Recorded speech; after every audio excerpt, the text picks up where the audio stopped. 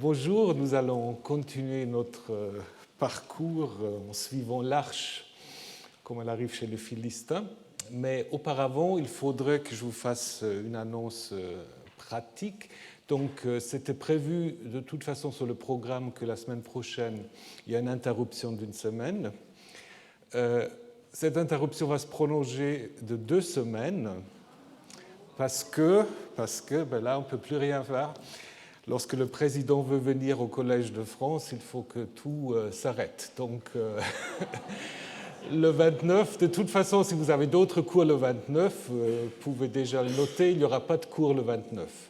Donc, tout le jeudi 29 mars sera bloqué. Et ce qu'on va faire, on va reprendre donc le 5 avril. Normalement, il resterait 3 cours, mais presque après viennent les vacances aussi sacro-saints. Donc plus de Pâques, mais de printemps.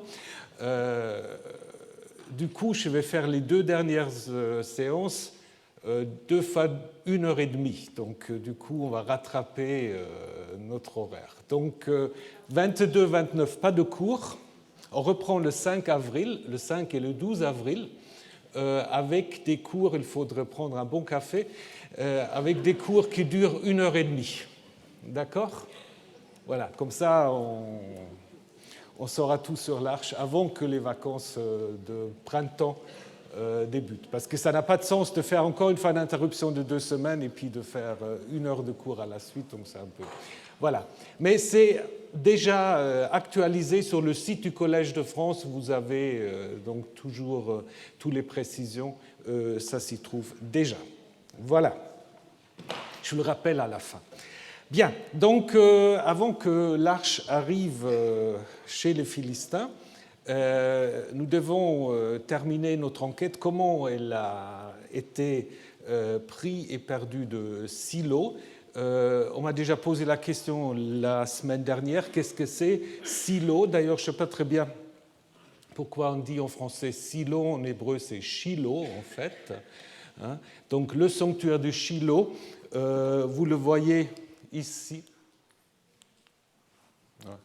voilà, Shilo, environ à 15 km au nord de Bethel, un sanctuaire assez important disons, un lieu important parce que le sanctuaire, malheureusement, on ne l'a pas encore trouvé.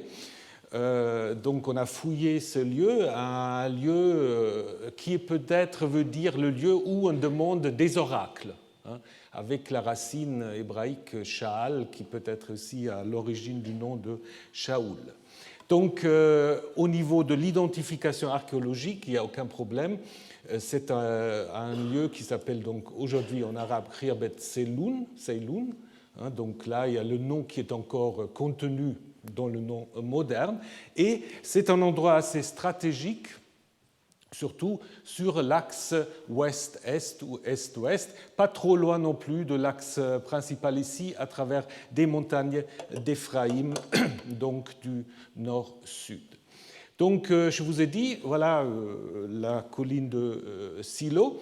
Des fouilles ont été faites déjà dans les années 30 par une équipe danoise, ensuite dans les années 80 par Israel Finkelstein et Aaron Kempinski. Et très très récemment encore, je vous dirai ça dans un moment, par des fouilleurs qui sont un peu curieux, je vous dirai ça tout de suite. Mais ce qu'on peut observer, c'est qu'il y a des périodes d'occupation de ce site qui vont du bronze moyen, donc deuxième millénaire vers 1700 avant notre ère, jusqu'à l'époque byzantine, parce qu'on a aussi trouvé des restes donc, d'une église byzantine. Donc apparemment, on a commémoré l'endroit aussi. Il y a un lieu où on commémore le tombeau du prêtre Élie. Donc un endroit assez important aussi pour le souvenir biblique, avec des occupations interrompues de temps à autre. Donc des bâtiments importants, des bâtiments de stockage qui ont amené surtout Israel Finkelstein de penser que voilà, ça pourrait être à proximité du temple. Parce que comme vous savez, les temples, c'est pas seulement des temples, c'est aussi des endroits très importants pour l'économie. Donc, c'est des recettes d'impôts, c'est des endroits aussi où on stocke des aliments, etc. Donc, ça pourrait être en effet une indication. On n'a pas encore trouvé le temple. Certains vont dire on ne trouvera jamais parce que, selon une certaine tradition biblique, il n'y avait pas de temple, il y avait le tabernacle.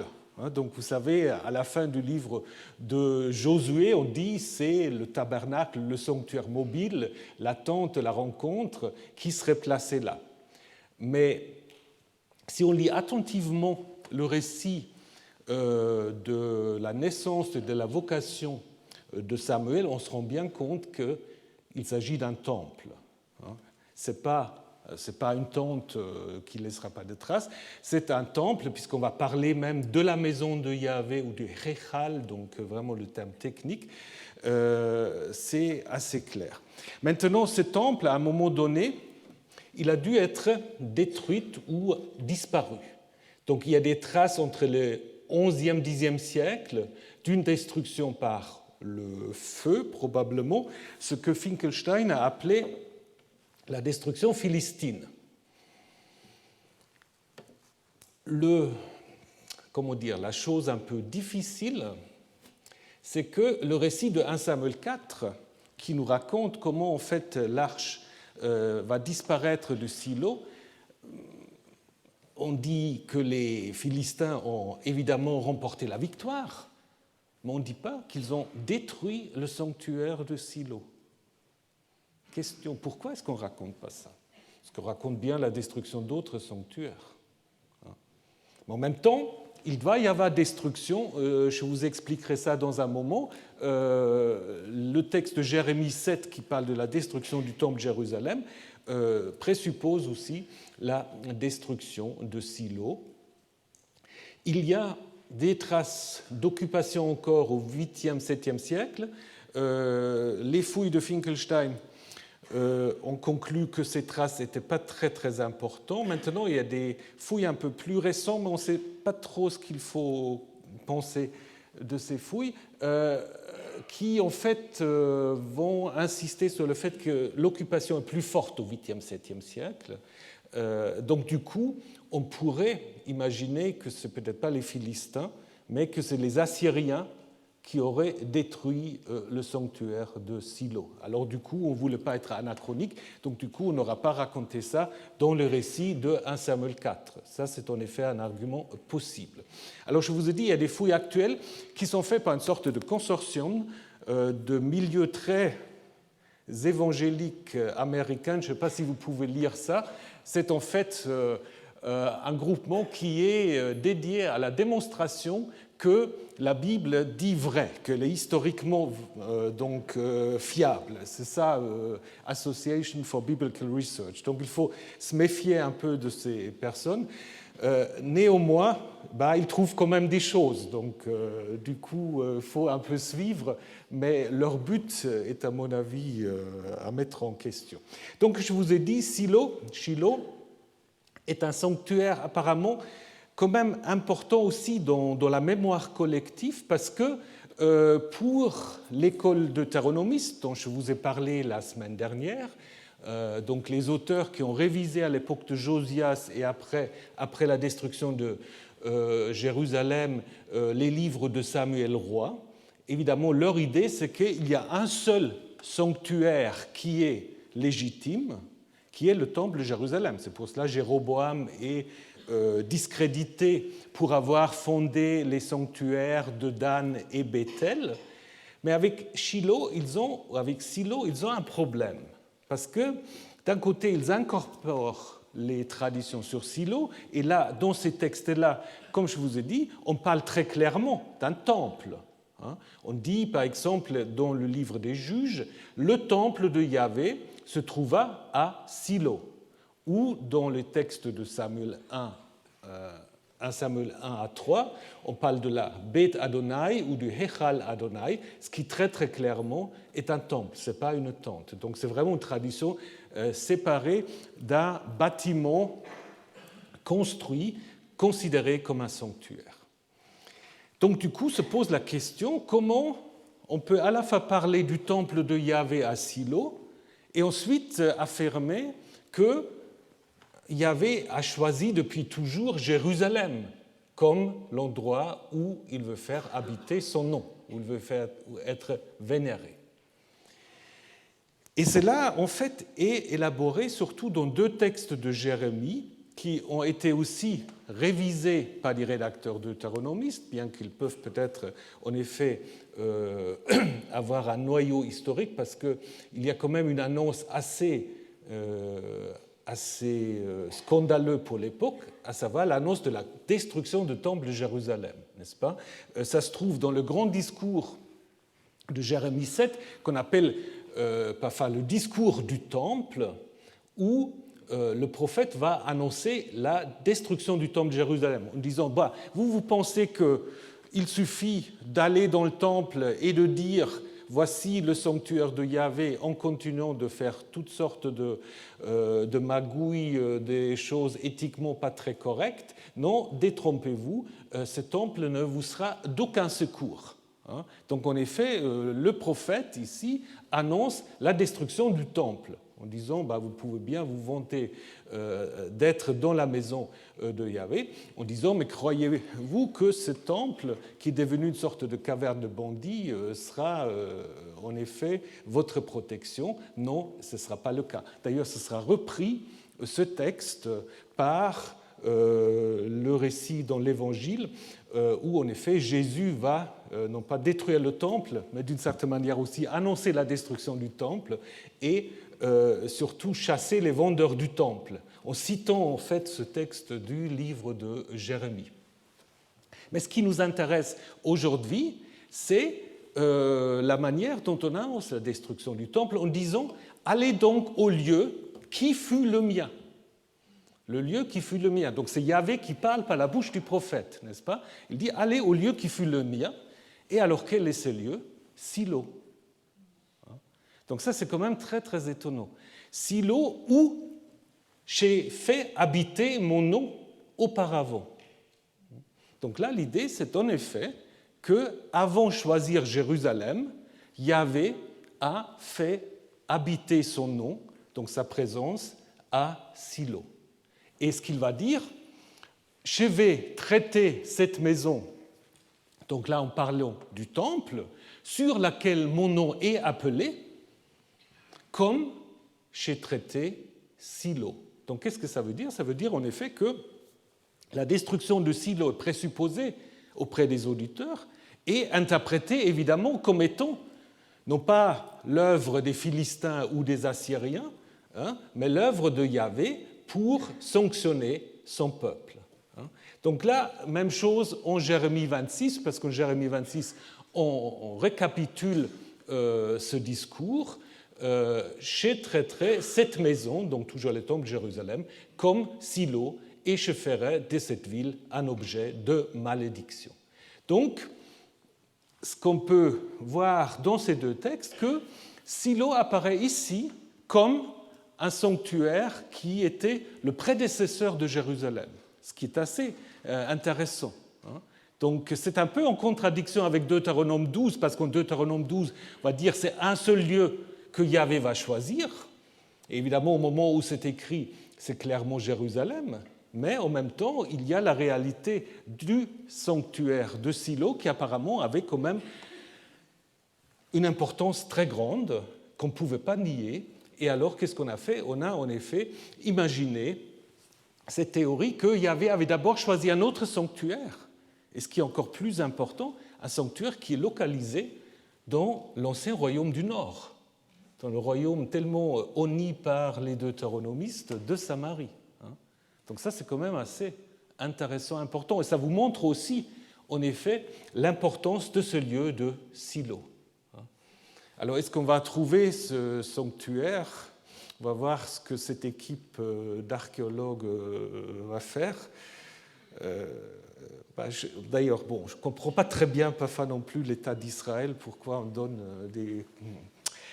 des possibilités de fouilles à des personnes. Mais bon,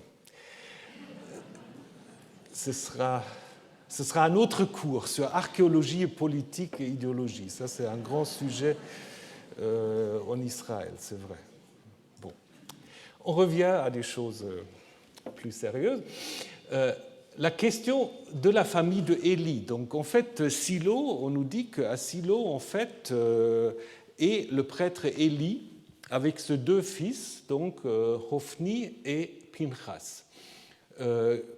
Donc, apparemment, ici, ce qu'on a, c'est une conception héréditaire de la fonction sacerdotale, donc ça se transmet de génération à génération. La même chose dans le Pentateuque avec Aaron et ses fils. Élie, évidemment, c'est un nom qui est assez courant. Élie, c'est une forme abrégée pour Eliya ou Aliyahu. Donc, ce n'est pas mon Dieu, c'est avec un ayin. Donc, Yahvé élevé, nom qui d'ailleurs attesté sur plusieurs sceaux qu'on a du 8e, 7e siècle. Ses fils portent des noms égyptiens. Hophni, probablement le tétard, c'est un nom curieux, hein, le tétard. Et Pinchas, le noir, le nubien, qui est en effet le nom aussi pour le fils d'Éléazar, c'est-à-dire le petit-fils de Aaron, mais c'est très complexe. Après, c'est encore le père d'un autre Éléazar. Donc apparemment, c'est des noms très courants dans les milieux sacerdotaux. Très récemment, l'année dernière, on a trouvé à Jérusalem l'empreinte d'un sceau, hein, donc dans les fouilles de la cité de David, l'empreinte d'un sceau donc, dans l'argile, hein, où on trouve, là aussi, ça c'est un P, un Nun, un Chet, donc Pinchas, le nom biblique. Évidemment, ce n'est pas le Pinchas de l'histoire, parce que c'est un nom apparemment courant, parce que ça c'est un sceau qui doit dater du 8e, ou l'empreinte doit dater du 8e, 7e siècle. Ce qui est un peu curieux et qui demande en effet encore explication, s'il y en a, c'est pourquoi on a tellement des noms égyptiens dans les familles sacerdotaux. On l'a avec Moïse, Aaron probablement c'est aussi un nom égyptien, hein, et puis ici Pinchas, Hophni. Est-ce qu'il y a un lien avec quand même une sorte de connexion avec l'Égypte, ou est-ce que c'est simplement parce que l'Égypte a été toujours un peu dominant sur le plan culturel dans le Levant? Donc aujourd'hui c'est pareil. C'est pas parce que vous avez un prénom américain que vous êtes d'origine américaine, c'est parce que vos parents regardaient trop de feuilletons à la télé. Donc, alors on ne sait pas très bien comment il faut comprendre ça, mais c'est vraiment une question qui peut être posée. Donc apparemment, cette famille des Élie, c'était la classe sacerdotale à Silo. De nouveau, on ne sait pas très bien d'où ils viennent. Alors, il y a des spéculations très tardives. Dans le livre des Chroniques, ça pourrait être un descendant de Ithamar, un des fils de Aaron. C'est aussi l'idée de Flavius Joseph. Selon 2 Esdras 1, pas dans la Bible, il sera plutôt descendant d'un Éléazar, aussi un autre fils de Aaron. Et donc, sans doute, des spéculations tardives. Pour la descendance, nous allons voir, c'est la même chose. Donc, la famille de Élie, sur le plan historique, n'avait aucun lien probablement avec la famille des Aaronides ou des Sadocides qu'on a essayé après aussi de mettre ensemble. Donc c'était en effet une famille sacerdotale liée au sanctuaire de Silo. Je pense que ce que veut dire notre récit de 1 Samuel 4, c'est en fait de montrer comment cette famille va s'éteindre. Mais elle ne s'éteint pas totalement parce qu'à la fin, mais ça, je vais vous montrer ça dans un instant, c'est un ajout, on va encore parler de la naissance d'un dénommé Ikavod, hein, que la femme de Pinchas va enfanter après la nouvelle de la prise de l'arche. Et à partir de cela, on va avoir toute une sorte de spéculation, parce que beaucoup plus tard, en 1 Samuel 14, je vous ai parlé de ce texte où Saoul dit d'amener l'arche, il est question d'un dénommé Ahia. dont on va dire qu'il est le fils de Achitouv, le frère de Ikavod. Et donc on va le relier donc, au sanctuaire de Silo. Ensuite, on va apprendre que Ahimelech, c'est un des prêtres qui, à Nov, va en effet cacher David poursuivi par Saül, que lui sera également un fils de ce Achitouv. Mais on n'a jamais la généalogie. Et après, lorsque Saül fait massacrer la famille de Ahimelech, il y a un dénommé Abiatar qui va s'échapper au massacre et donc qui est en effet présenté comme étant le fils de Ahimelech. Donc, et c'est lui en fait qui ensuite va se mettre au service de David jusqu'à ce que Salomon va l'exiler dans la ville de Anatoth. Mais il n'y a jamais de généalogie. On pourrait vous amuser de faire une généalogie avec ça, ça marche à peu près. Donc ça donne grosso modo cette idée-là. Probablement aussi spéculation tardive, parce que Abiatar, a priori, n'a pas vraiment de lien généalogique, bien que les textes, avec la famille des Élites, bien que les textes maintenant veulent un peu le faire croire. Donc probablement à l'origine, c'était de montrer comment cette famille de Silo s'éteint avec la destruction du sanctuaire. Voilà, la capture de l'arche, maintenant, il faut qu'on continue notre traduction. Il arriva lorsque l'arche de Yahvé, qui est le texte original, arriva au camp. Tout Israël poussa de grands cris. Donc, vous vous souvenez, on avait fait chercher l'arche à Silo, et la terre s'ébranla. Les Philistins entendirent le bruit de guerre, le bruit de cris de guerre, dans la Septante on dit simplement le bruit, et ils dirent que signifie le bruit de ce grand cri ou ce bruit dans le camp des Hébreux, et ils apprirent que l'arche de Yahvé était venue dans le camp. Les Philistins eurent peur. Oui, disent-ils, un Dieu. Certains textes grecs disent des dieux. Pourquoi? Parce qu'au verset 8, au verset suivant, ils vont parler des dieux. Donc c'était pour harmoniser. Mais dans le texte hébreu, c'est un Dieu est venu dans le camp. Ils dirent malheur à nous, car cela n'est pas arrivé depuis un certain temps, littéralement depuis hier ni avant-hier. Et donc la Septante le traduit littéralement. On pense que cela fait allusion au bruit, mais ça peut être simplement faire aussi allusion au fait qu'ils ont peur et qu'il y a quelque chose qui les chagrine. Malheur à nous, qui nous sauvera de la main de ces dieux? Maintenant, c'est au pluriel. Puissants, ce sont ces dieux qui ont frappé les Égyptiens par un grand coup dans le désert. Fortifiez-vous, soyez des hommes, Philistins, de peur que vous ne deveniez des esclaves des Hébreux, comme ils étaient des esclaves pour vous. Soyez des hommes et battez-vous. Donc tout ce qui est encadré par ce A exposé est absent dans le texte grec. Soit c'est tombé par accident, à cause de la répétition du soyez des hommes, ou, connaissez ça, c'est une technique rédactionnelle avec la répétition, la Wiederaufnahme, qui montre que ce qui est entre les deux, c'est un ajout. On verra ça dans un moment. Les Philistins se battirent et Israël fut défait. Ils s'enfuirent, chacun à sa tente. Le coup fut très grand et il tomba d'Israël 30 000 fantassins. Ça, c'est beaucoup, 30 000. Et l'arche de Dieu avait été prise et les deux fils d'Élie étaient morts, Hophni et Pinchas. Donc probablement, les fils, à la fin, grammaticalement, ce n'est pas très joli. Le nom, c'est probablement un ajout, juste une précision, une glose, sans doute. Ce que vous pouvez aussi encore observer, c'est on ne dit pas les Philistins prirent l'arche. On dit l'arche fut prise. Alors vous pouvez dire c'est la même chose. Est-ce que c'est la même chose? Pas tout à fait. Ça peut être un peu ce qu'on appelle le passif divin, parfois. Donc on ne sait pas très bien qui a l'origine de la prise de l'arche. Est-ce que c'est les Philistins ou est-ce que c'est peut-être quand même Yahvé? On reviendra là-dessus.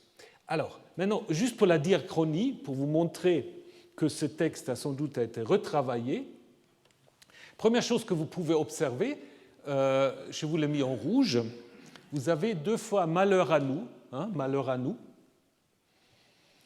répétition, ou peut-être en effet ce qu'on appelle la reprise, la Wiederaufnahme, sans doute une manière pour les glossateurs de dire où il faut insérer l'ajout. Parce qu'il faut s'imaginer ça de manière tout à fait précise. Vous avez un manuscrit avec un peu de marge, souvent, et quelqu'un qui a dit, bon, on n'a pas le moyen maintenant de réécrire tout le manuscrit. Si je veux ajouter quelque chose, je fais quoi? Aujourd'hui, c'est facile, mais à l'époque, vous prenez 1 ou 2 mots, vous le mettez en marge, et vous mettez avec le mot ce que vous voulez rajouter. Comme ça, le copiste, plus tard, parfois c'est probablement même pas penser qu'il faut aussi rajouter la répétition, mais les scribes, parfois, sont un peu fatigués, donc ils recopient tout. C'est pour cela qu'on appelle ça la Wiederaufnahme. C'est probablement comme ça que ça s'est passé. Donc ça veut dire, en fait, que probablement le verset 8 a été ajouté après coup. Pourquoi? Parce que déjà, vous voyez une autre différence. Au verset 7, les Philistins disent un Dieu, voire Dieu, parce que c'est Elohim en hébreu, on pourra même le traduire avec Dieu majuscule. Il dit simplement Elohim ba, Dieu est venu. Alors qu'au verset 8, un glossateur se dit mais il faut qu'ils parlent comme des politistes, c'est des politistes, les Philistins. Donc on les fait parler des dieux. Et en même temps, on veut faire un parallèle avec la tradition de l'Exode. On va dire, voilà, c'est ces dieux qui ont en effet frappé les Égyptiens. Donc ils connaissent l'Exode, même s'ils sont des polythéistes. Mais ils ne connaissent pas tout à fait bien non plus, parce qu'ils disent qu'ils ont frappé les Égyptiens dans le désert. Ce n'est pas très précis. Et puis, vous avez un phénomène tout à fait comparable avec ces « soyez des hommes ». Vous avez 2 fois « soyez des hommes ». Et si vous regardez ce qui est inséré entre les soyez des hommes, c'est de nouveau un lien avec l'Exode. Ne devenez pas des esclaves des Hébreux. Donc évidemment, ça fait allusion au fait que les Hébreux étaient des esclaves en Égypte. Donc on peut en effet penser que le texte original dans ce verset-là avait simplement « fortifiez-vous, soyez des hommes et battez-vous ». Donc je pense que c'est comme ça qu'il faut voir la diachronie. Évidemment, c'est comme toujours, je veux pas, parce qu'il y a 36 autres hypothèses. Il y a ceux qui disent que tout ce passage-là est une insertion, qu'on aura simplement raconté l'arche arrive dans le camp verset 4, et puis on aurait continué tout de suite, les Philistins se battent et remportent la victoire. Mais c'est une narration un peu plate, où il n'y a pas beaucoup de choses en fait, qui se passent. Donc je pense quand même que mon hypothèse est meilleure. Voilà. Et encore une autre hypothèse qu'il faut combattre, disons pas combattre, qu'il faut falsifier, c'est l'idée que ces quelques versets, les versets 1 à 4 et 10 à 11, ça aurait été toute l'histoire de l'Arche. La première histoire de l'Arche, c'était ça. Il serait arrêté là. On aurait dit, il y avait la guerre, on a cherché l'Arche à Silo, les Philistins se sont battus avec les Israélites et les Philistins ont pris l'Arche. Donc il y a beaucoup d'auteurs qui pensent en effet que l'origine, le noyau de l'histoire de l'Arche, ça aurait été que ces quelques versets. Ils appellent ça une Katastrophenerzählung, un récit de catastrophe. Mais je trouve, c'est une théorie un peu catastrophique, parce que comment on peut imaginer d'avoir 5 lignes, 5 versets qui vous racontent simplement qu'on a perdu l'arche et que les Philistins l'ont pris? Même un peu curieux. Donc, je ne pense pas qu'on peut imaginer un contexte où on dit simplement ça. En plus, ce n'est même pas une histoire, c'est juste, voilà, les Philistins nous ont pris l'arche. Je ne sais pas si c'est très satisfaisant sur le plan narratif. Donc je suis opposé à cette hypothèse, mais vous allez le trouver dans des commentaires tout à fait savants. Voilà. Alors, donc je pense que ça fait partie d'une première... C'est le premier épisode, mais ce n'est pas toute l'histoire de l'Arche. Donc, reprenons un peu l'arrivée de l'Arche. Donc, l'Arche, quand elle arrive dans le camp des Israélites, elle provoque une réaction des Philistins, mais d'abord, elle provoque une réaction des Hébreux. Il y a une cri qui est poussée, un cri de guerre, teroua, alors qu'ils ne sont pas encore en guerre, donc c'est un cri de guerre en joie. Mais en même temps, ce cri, évidemment, qui souvent, en effet, teroua est souvent utilisé dans des contextes militaires, ce cri va, en effet, attirer l'attention des Philistins.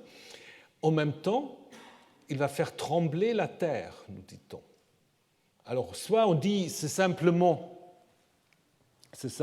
une image pour préciser qu'ils ont crié tellement fort que voilà, tout a tremblé, mais en même temps, le tremblement de terre peut aussi renvoyer à des théophanies, à des révélations des dieux. Donc, lorsqu'un dieu arrive, la terre tremble. Par exemple, en Juge 5, Yahvé, quand tu es sorti des Séhir, quand tu t'es avancé venant des champs d'Édom, la terre a tremblé. Donc, ce tremblement de terre peut être aussi une sorte d'allusion pour dire, avec l'arche, en fait, c'est Yahvé même qui est venu dans le camp des Israélites, mais qui sont appelés ici par les Philistins des Ivrim, des Hébreux. Alors, certains parmi vous, certains connaissent le grand débat sur le lien ou pas entre le mot ivri et les fameux rapirous qui sont attestés à Amarna et ailleurs. Certains sont totalement opposés à ce lien. Je pense qu'il y a quand même un lien. Et puis, s'il y a ce lien, vous savez que le rapirou, en fait, ce n'est pas un terme ethnique, c'est un terme plus sociologique. C'est un terme des marginaux, des mercenaires, des gens qui sont un peu en marge de la société. Et donc, le fait que les Philistins appellent ici les Israélites les Ivrim pourrait presque avoir un peu une sorte de connotation un peu péjorative. Oh, c'est bon à rien, c'est Ivrim.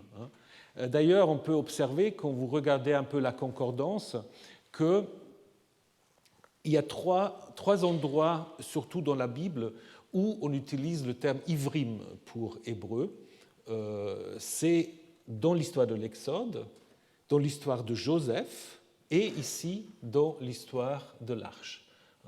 Et c'est souvent dans la bouche des autres, dans la bouche soit des Égyptiens, soit dans la bouche des Philistins. Ici, on pourra aussi se poser la question si ce n'est pas justement un peu lié avec cette révision un peu exodique de la réaction des Philistins. Donc je vous ai dit qu'au verset 8 notamment, et une partie du 9, vous avez ces allusions à l'Exode. Est-ce que c'est ça ce qui a aussi provoqué l'utilisation de ce terme ivrim, puisque là aussi les Égyptiens vont appeler les Israélites des Hébreux. Donc, on montre qu'au verset 8, ils sont des polythéistes, ils parlent des dieux, mais ils disent des dieux qui ont frappé l'Égypte dans le désert. Ça, c'est aussi un peu curieux. Pourquoi dans le désert? Est-ce qu'il y avait à frapper?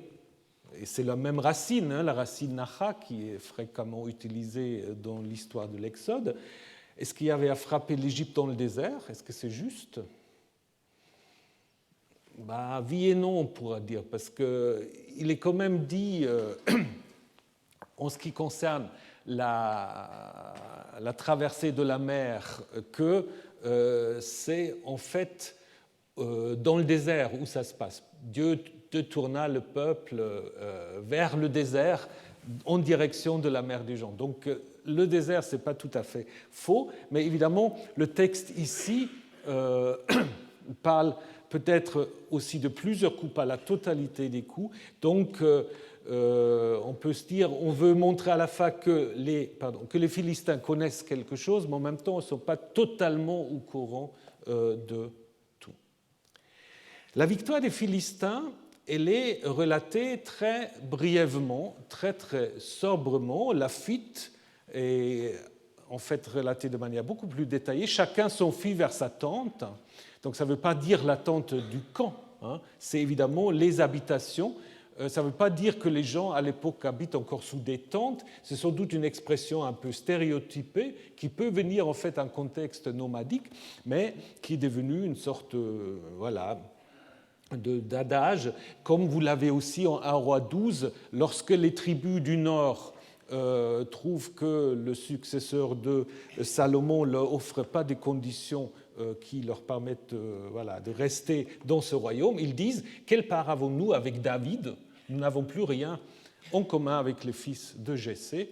À tes tentes, Israël, donc retournez chez vous, hein, comme c'est dit aussi ici. » Comme je vous ai déjà dit, 30 000, ça fait beaucoup. C'est certainement un nombre exagéré. Alors, ce qu'on peut observer, mais là, de nouveau, il faudra encore trouver une explication que je n'ai pas pour le moment, on peut observer que ce chiffre est souvent utilisé. Hein. Par exemple, en Josué 8, lorsque Josué attaque Haï, on retrouve la même chiffre pour les victimes du côté des ennemis. L'armée de Saül, il y a 30 000 du côté d'Israël, 30 000 du côté de Juda. On parle de 30 000 chars des Philistins en Samuel 13, même nombre pour l'armée de David, et encore 30 000 Israélites comme corvéables de Salomon. Donc il y a quelque chose avec les 30 000. Voilà, si quelqu'un a une idée, qu'il me dise. Moi, je ne sais pas. J'ai fait le constat, donc ça chiffre rond, mais est-ce qu'il y a quelque chose de plus spécifique derrière ? Ça, c'est une question que, pour le moment, on doit laisser ouverte. Comme je vous ai dit, la perte de l'arche, elle est donc mise au passif. L'arche fut prise, hein, ce qui pourrait, en effet, vouloir dire qu'il y a une allusion, peut-être quand même, à une sorte de volonté divine qui reste évidemment discrète, mais on ne dit pas « les Philistins » ont pris l'arche. Donc ça, c'est quelque chose, en effet... d'ailleurs, c'est jamais dit, même dans la suite. Toujours l'arche a été prise. Quand même intéressant. Donc la prise de l'arche, on va le voir en détail encore, c'est évidemment une coutume qui est assez fréquente, à savoir le vainqueur déporte les objets cultuels du vaincu. Ça, c'est quelque chose qui se poursuit jusqu'à aujourd'hui.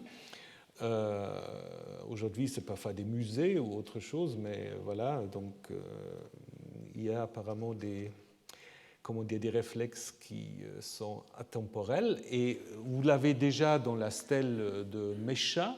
La stèle de Mesha, le roi dit « J'ai emporté de Nebo, donc, qui était occupé par les Israélites, qu'il a donc vaincu, les vases, les ustensiles de Yahvé. » D'ailleurs, une des premières mentions de Yahvé en dehors de la Bible.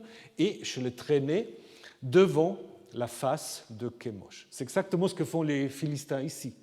Donc, ils prennent en fait l'arche et ils l'amènent donc dans le temple de Dagon. Les fils d'Élie, ils sont mentionnés à la fin, donc on dit les fils d'Élie moururent, et ça renvoie au début, parce qu'au début, ils étaient avec l'arche. On avait dit, si vous vous souvenez, la semaine dernière, ils étaient avec l'arche, donc ils encadrent, en fait, si vous voulez, tout le récit sur la prise de l'arche. Donc apparemment, au début, ils étaient à Silo avec l'arche, ils ont accompagné l'arche, et donc pendant la guerre, ils sont morts. Ce qui est intéressant ici, c'est que leur mort n'est pas présentée ici comme une punition. Alors si vous lisez les chapitres 2 et 3, il y a beaucoup d'oracles contre Élie et ses fils, où on dit, voilà, parce que tes fils ne se sont pas comportés comme il faut, parce qu'ils ont piqué les parts les plus agréables au moment des sacrifices, donc je vais donc faire passer mon jugement sur toi et sur tes fils. Donc il y a plusieurs fois, il y a 3 fois dans les chapitres 2 et 3 cette annonce. Et ici, on aura pu dire c'est pour que s'accomplit la parole, etc. Et on ne le dit pas. Donc qu'est-ce qu'on peut en conclure? Que probablement, ça c'est le récit plus ancien, dans lequel en fait il n'y a rien dit de négatif ni sur Élie, ni sur les fils. Et c'est seulement dans les chapitres 2 et 3 qui maintenant précèdent cette histoire de l'arche qu'on a essayé d'expliquer la mort en trouvant en fait des fautes, surtout des fils, pour pouvoir expliquer leur disparition. Mais si vous lisez que ça, le récit est totalement compréhensible, mais vous voyez aussi que, en fait, rien n'est dit d'une quelconque culpabilité de cette famille. C'est simplement le récit de la disparition de la famille des Zélides. Donc d'abord, précédé par la mort des fils, on va maintenant arriver à la mort de Élie. Un homme de Benjamin courut durant de bataille, il arriva à Silo le même jour, ses vêtements déchirés, il avait de la terre sur la tête. Il arriva, et Élie était assis sur la chaise près du chemin, ou selon le grec, près de la porte, guettant, mitzpé, donc c'est comme mitzpah. Son cœur était anxieux au sujet de l'arche de Dieu. Quant à l'homme, il était entré dans la ville pour annoncer, et toute la ville se mit à crier. Élie entendit le bruit du cri, et il dit « Que signifie le bruit de ce tumulte ?» Alors l'homme accourut, il arriva et informa Élie. Élie avait 98, selon le grec, et selon le texte massorétique, selon le grec 90, selon le syriaque 78. Voilà. Et il dit que... non, pardon, Élie avait 98 ans et ses yeux étaient littéralement élevés, rigides, exorbités, et il ne pouvait plus voir. Et là, il y a une autre variante dans le grec où il n'a pas fait allusion à la cécité de Élie, où il est simplement dit « Élie dit aux hommes qui l'entouraient, qu'est-ce que signifie le bruit de ce vacarme ?» Et l'homme accourut et arriva. Donc, en fait, c'est une répétition dans le texte grec, comme si on avait en fait voulu mettre ensemble deux variantes. L'homme dit à Élie « Je suis venu du rang de bataille et je me suis aujourd'hui enfui du rang de bataille. » Il, donc Élie, dit « Qu'est-ce qui s'est passé, mon fils ?» Le porteur de la nouvelle répondit, il dit « Israël s'est enfui devant les Philistins. D'ailleurs, la défaite a été grande pour la troupe. D'ailleurs, c'est toujours gamme. D'ailleurs, tes deux fils sont morts. Hophni et Pinchas, donc le nom peut être ajouté. Et l'arche de Dieu a été prise. » Donc en fait, la catastrophe la plus grande, ce n'est même pas la mort des fils, c'est l'annonce de la prise de l'arche. Et ce qui évidemment est confirmé dans le verset suivant, lorsqu'il mentionna l'arche de Dieu, selon le grec, c'est lorsque Élie se souvient de l'arche de Dieu. Là, dans le texte hébreu, c'est le messager qui mentionne Élie à la réaction. Dans le texte grec, c'est deux fois Élie qui est sujet. Lorsqu'il mentionna l'arche de Dieu, il tomba de la chaise en arrière, à côté de la porte. Ce n'est pas tout à fait clair. Il se brisa la nuque et mourut. En effet, l'homme était vieux et un peu obèse, lourd. Donc, Kavod, c'est lui qui avait jugé Israël durant 40 ans. Ça, c'est bizarre aussi. Le grec dit 20 ans. Voilà. Qu'il a jugé Israël, c'est un peu curieux parce qu'il est prêtre et non pas juge. On va revenir là-dessus. Bon, revenons d'abord au messager. Ça, c'est aussi très curieux. Évidemment, c'est un thème littéraire, le porteur de mauvaises nouvelles. Pensez à l'histoire de Job. Job, qui voilà, va avec ses occupations, tout d'un coup, il a droit à toutes sortes de messagers qui lui annoncent des choses de plus en plus horribles. Donc, messager porteur de mauvaises nouvelles, c'est pas quelque chose d'étonnant. Par contre, un messager qui vient de Benjamin, ça c'est déjà un peu étonnant, et donc il vient du champ de bataille jusqu'à Shiloh. Mais où est-ce qu'il est passé? Donc il y a toute une discussion rabbinique sur le chemin exact. Est-ce qu'il aura été 2 fois? Est-ce qu'il était à Benjamin pour revenir? Donc il y a toutes sortes de calculs qui parfois lui font parcourir plus que 300 km. En fait, la distance, grosso modo, entre l'endroit où a eu lieu la bataille et Shiloh, c'est de 42 km, ce qui fait un marathon. Et aujourd'hui, vous pouvez faire le marathon. Parce que chaque année, il y a The Bible Marathon. Donc, vous pouvez courir de Shiloh. Donc, si vous n'avez rien à faire au mois de septembre, inscrivez-vous, c'est mieux qu'aller à New York. Donc, vous allez à Shiloh, vous allez à l'endroit, je ne sais plus comment ça s'appelle maintenant, et vous courez jusqu'à Shiloh, 42 km. Voilà.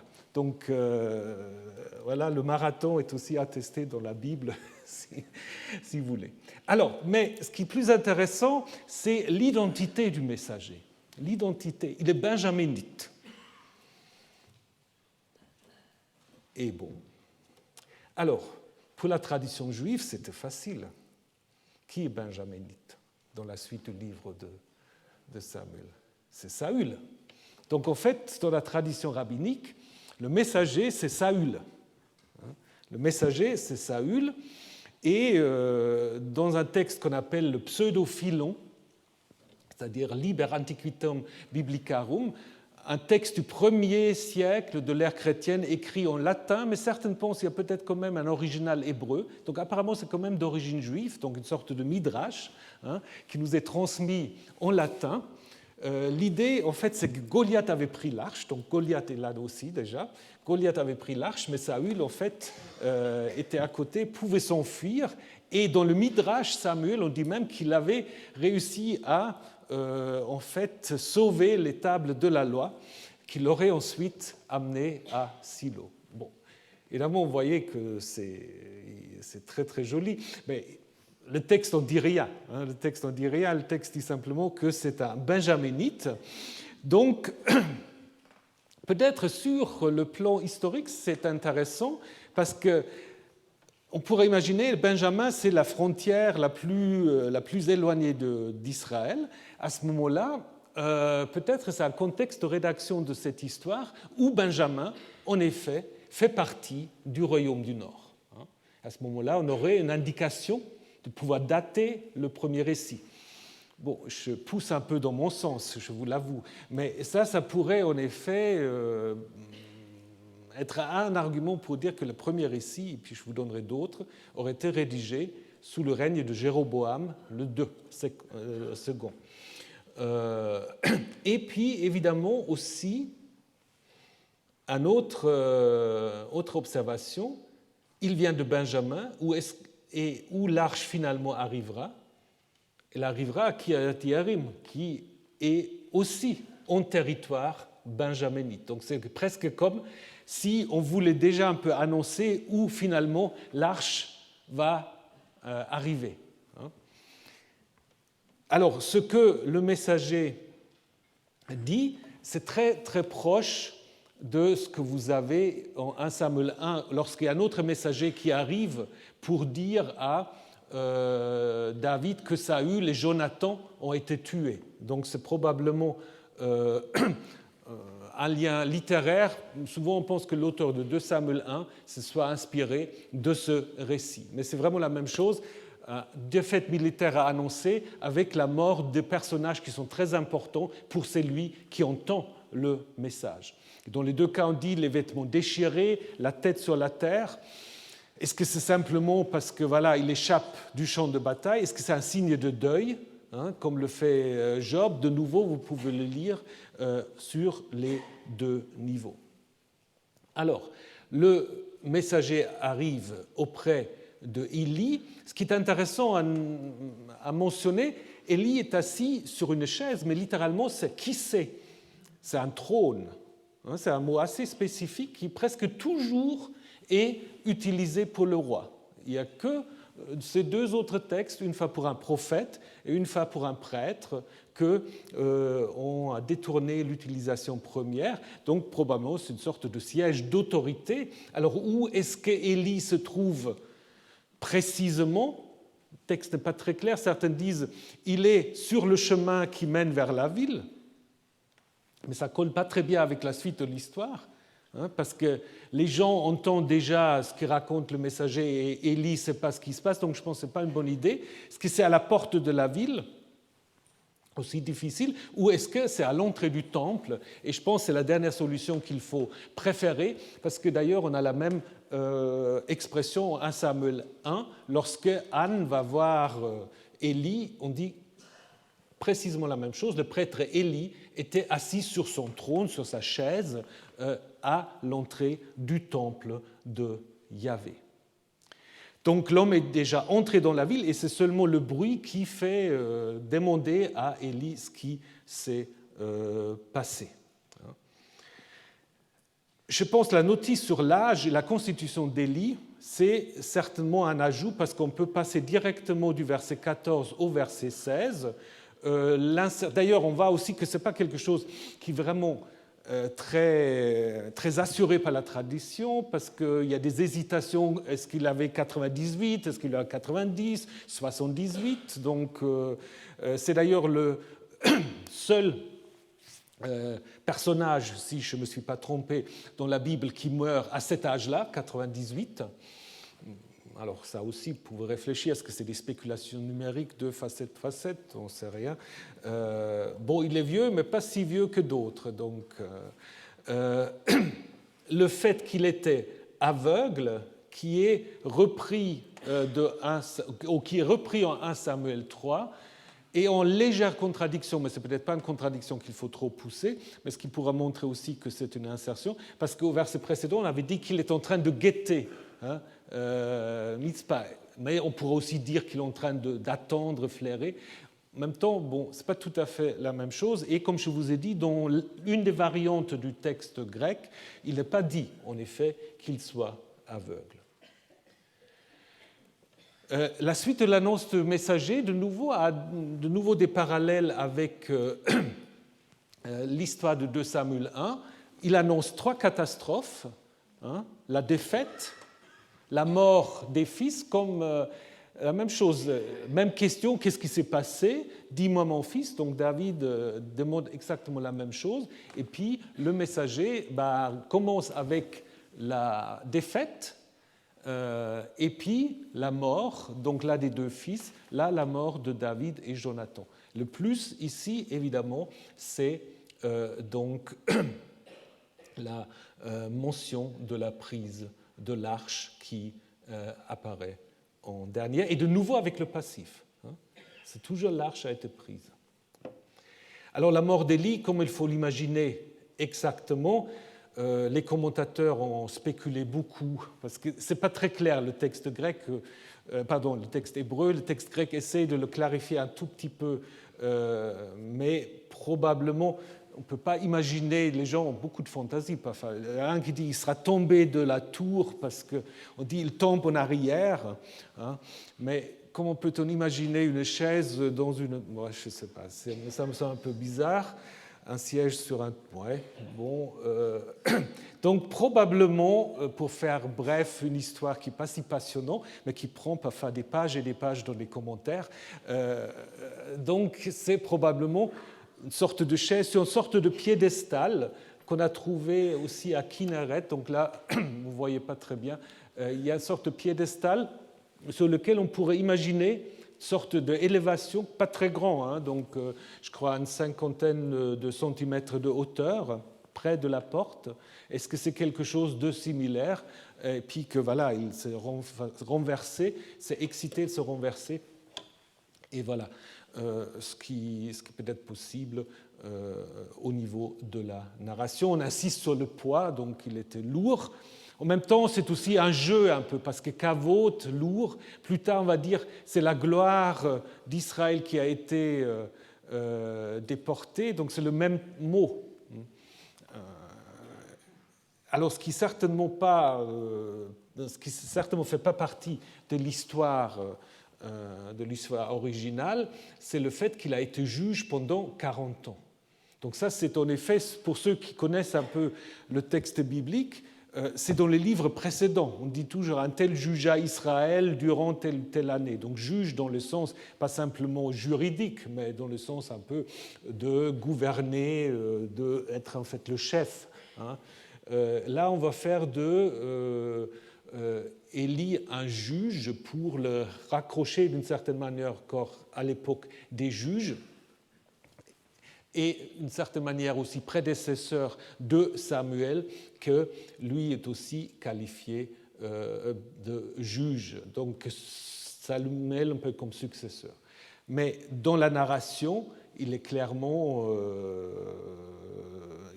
que Élie n'est pas du tout une figure de juge. Donc c'est simplement pour faire un lien entre cette histoire et le livre de Juges. Les 40 ans, évidemment aussi, ça vous le savez, quand on ne sait rien, c'est 40 ans. Il y a beaucoup de gens qui règnent 40 ans dans la Bible. Si vous faites la statistique des 40 ans, c'est quand on dit ils ont régné un certain temps, mettons 40 ans. David, Saül, puis Jéroboam, il y a bien de gens, on va dire ça. Donc d'ailleurs, la Septante coupe en deux, 20, mais de nouveau, comme je vous ai dit, comme pour ses fils, la mort d'Élie ici n'est pas présentée comme étant un jugement divin. Et probablement première partie de cette histoire s'est arrêtée là, mais on a ajouté une sorte d'épilogue qui est le récit de la naissance de Ikavod. La belle-fille, donc sa belle-fille, donc Élie est mort, sa belle-fille, la femme de Pinchas, donc un de ses fils, était enceinte, sur le point d'accoucher, lorsqu'elle a entendu la nouvelle de la prise de l'arche de Dieu et de la mort de son beau-père et de son mari. Elle s'est mise et accoucha, car ses contractions étaient venues sur elle. Au moment de sa mort, celles qui étaient debout près d'elle, donc les sages-femmes, dirent « Ne crains pas, tu as accouché d'un fils. » Mais elle n'avait pas répondu et n'avait pas prêté attention. Et elle appela le garçon Ikavod, disant « La gloire a été déportée d'Israël. » De nouveau, un peu une formulation passive, à cause de la prise de l'arche de Dieu et à cause de son beau-père et à cause de son mari.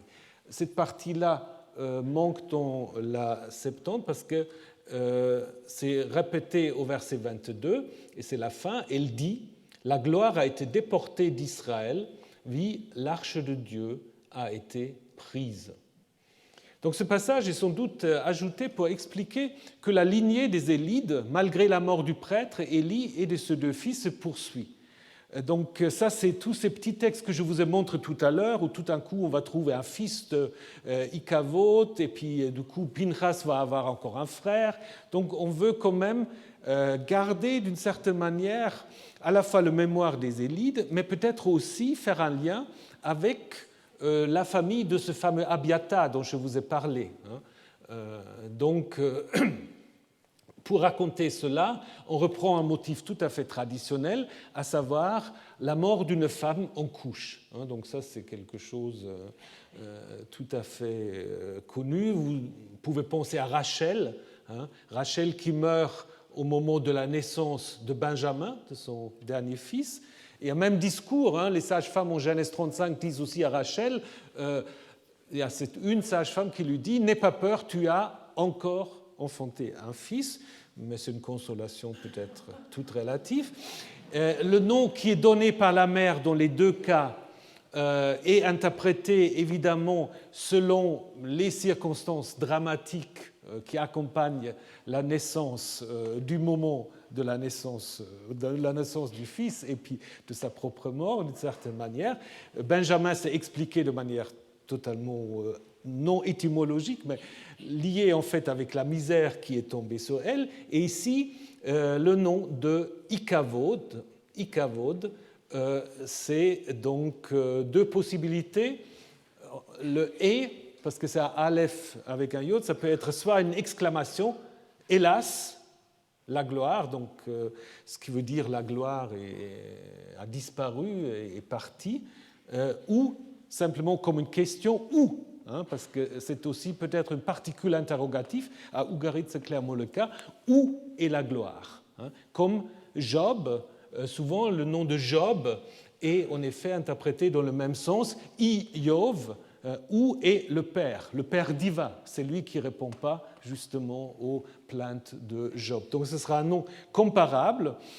Ce nom n'est attesté que ici, ce qui a fait dire à Hans-Peter Matthys à Bâle que c'est en fait un nom tout à fait inventé juste pour le besoin de l'histoire. Donc ça, vous pouvez le faire, on peut inventer des mots, des noms surtout. Peut-être inspiré de Yocheved. Donc Yocheved, c'est en fait, selon Exode 6, le nom de la mère de Moïse, avec la même racine, Kavod. Yocheved, Yahvé et la gloire. Donc, à la fin, justement, c'est mis en lien avec la prise de l'arche, mais on voit très bien que c'est en effet clairement donc, un récit tardif, puisque ici la gloire, pour parler de la manifestation divine, Kavod, pour ceux qui suivent les cours depuis un moment, vous savez, Kavod, c'est utilisé par quel milieu? C'est utilisé par les milieux des prêtres sacerdotaux. Donc ça présuppose sans doute déjà ce milieu-là et donc est une indication pour un ajout tardif à l'histoire. La racine gala, évidemment, fait penser à l'exil et à la déportation, comme vous l'avez à la fin du livre des rois. Ainsi, Juda Vaïgel est amené en exil loin de sa terre. Et c'est tout à fait possible, en effet, qu'au moment de l'exil ou après l'exil, on a compris l'histoire de l'arche comme une sorte de symbole de l'exil du peuple. L'arche qui est en effet emportée d'Israël, amenée en pays ennemi, et qui finalement va revenir. Je pense qu'à un moment donné, on a pu en effet comprendre l'histoire de l'arche dans ce sens-là. Évidemment, ce n'était pas le sens premier, mais ça vous montre les relectures possibles. Et puis, maintenant, l'arche, elle va arriver en territoire philistin, à Ashdod, dans le temple de Dagon, où elle va en effet faire un certain nombre de malheurs dont nous allons parler, alors non pas la semaine prochaine, mais en 3 semaines. Donc notez bien, on va voir la suite des aventures de l'Arche le 5 avril, et puis 2 fois des cours d'1h30. Donc voilà, arrangez-vous si vous pouvez pour rester un peu plus long. Et comme ça, on pourra faire le total du programme, bien que je sois déjà un peu en retard. Voilà, alors bonne interruption et à bientôt.